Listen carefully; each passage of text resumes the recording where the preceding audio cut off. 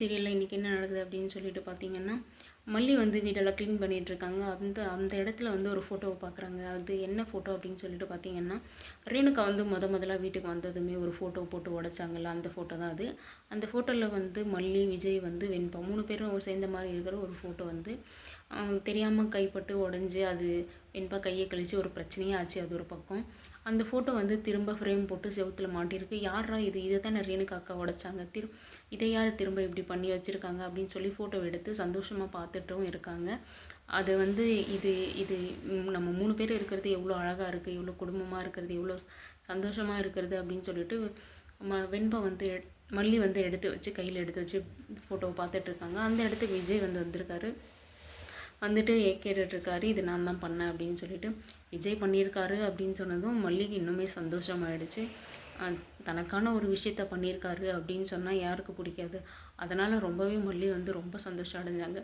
மல்லி சந்தோஷம் அடைஞ்சாலும் இது எவ்வளோ நாளைக்கு எவ்வளோ நேரத்துக்கு அப்படின்னே தெரியலை. அவர் ஒரு நிலையாகவே இருக்க மாட்டேன்றாரு வெண்பா. ரேணுகாக்கிட்டேயும் அன்பாக இருக்கிறாங்க, இங்கேயும் அன்பாக இருக்கிறாங்க. எது உண்மை எது பொய்னே கண்டுபிடிக்க முடியல. இல்லை 2 பேருமே வேணுன்றாரான்னு சொல்ல முடியல. என்ன தான் இருந்தாலும் ஃபஸ்ட் ஒய்ஃப் மேலேன்ற அந்த சாஃப்ட் கார்னர் இருக்குது. இருந்தாலுமே அவருக்கு மல்லி வேணும் அப்படின்ற மைண்ட் செட்டில் இருக்காருன்னு எனக்கு தோணுது. என்ன நடக்குதுன்னு அவங்க வாயாலே கேட்டு தெரிஞ்சுக்கலாம். இங்கே இப்படி போயிட்டுருக்கு. அங்கே வந்து என்ன கதிரேசன் வீட்டில் என்ன நடந்துட்டுருக்கு அப்படின்னு சொல்லிட்டு பார்த்தீங்கன்னா, வக்கீல் வந்து நிஷா பேருக்கு எல்லாத்தையும் மாற்றணும் அப்படின்னு சொல்லிட்டு வந்திருக்காரு. ஆனால் வந்து வக்கீல் ஒரு விஷயம் சொல்கிறாரு.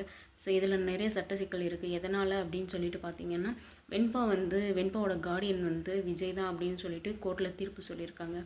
அதுபடி பார்த்தா வெண்பாவோட சொத்தெல்லாம் வந்து விஜய்க்கு தான் போகுமே தவிர உங்கள் பேருக்கு மாற்றுறது கொஞ்சம் கஷ்டம் அப்படின்னு சொன்னதும் நிஷாவோட மூஞ்சி வந்து ரொம்பவே சோகமாயிடுச்சு. என்னது அவங்களுக்கு தான் போகுமா, அப்போ எங்கள் சொத்து அவங்களுக்கு போகுதா அப்படின்னு சொல்லிட்டு வக்கீல்கிட்ட சண்டை அடிக்கிறேன்.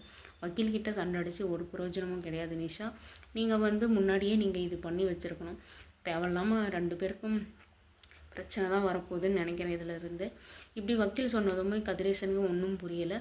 இதெல்லாம் வந்து ரேணுகா வந்து கேட்டுட்ருக்காங்க. எதனால் அப்படின்னு சொல்லிட்டு பார்த்திங்கன்னா, சொத்து வந்து விஜய்கிட்ட தான் போக போகுது. அப்போ நமக்கு இங்கே என்ன வேலை அப்படின்னு சொல்லிட்டு உடனே ஒரு பிளானை போடுறாங்க. அது மட்டும் இல்லாமல் தன்னோட வீட்டுக்காருக்கு எப்படியாவது இந்த நியூஸை சொல்லிடணும் அப்படின்ட்டு ரொம்பவே ட்ரை பண்ணிட்டும் இருக்காங்க. ஃபோன் வந்து தனியாக கிடைக்க மாட்டேங்குது. ஃபோன் பேசுறதுக்கான தனிமையும் கிடைக்க மாட்டேங்குது. இது வந்து நான் இங்கே வந்து செட்டில் ஆகிருக்கேன், மொத்தமாக சுருட்டின்னு வரப்போகிறேன் அப்படின்றத வீட்டுக்காரர்கிட்ட சொல்லணும்னு ரொம்பவே துடிக்கிறாங்க. அது மட்டும் இல்லாமல் தேவையில்லாமல் வந்து இங்கே மாட்டிக்கணுமே, இதுக்கப்புறம் நமக்கு இங்கே வேலை இல்லை அப்படின்னு சொல்லிட்டு எப்படியாவது விஜய் வீட்டுக்கு போயிடணும் அப்படின்னு சொல்லிட்டு ரொம்பவே ட்ரை பண்ணிகிட்ருக்காங்க. கதிரேசன் விடுவாரான்னு தெரியல.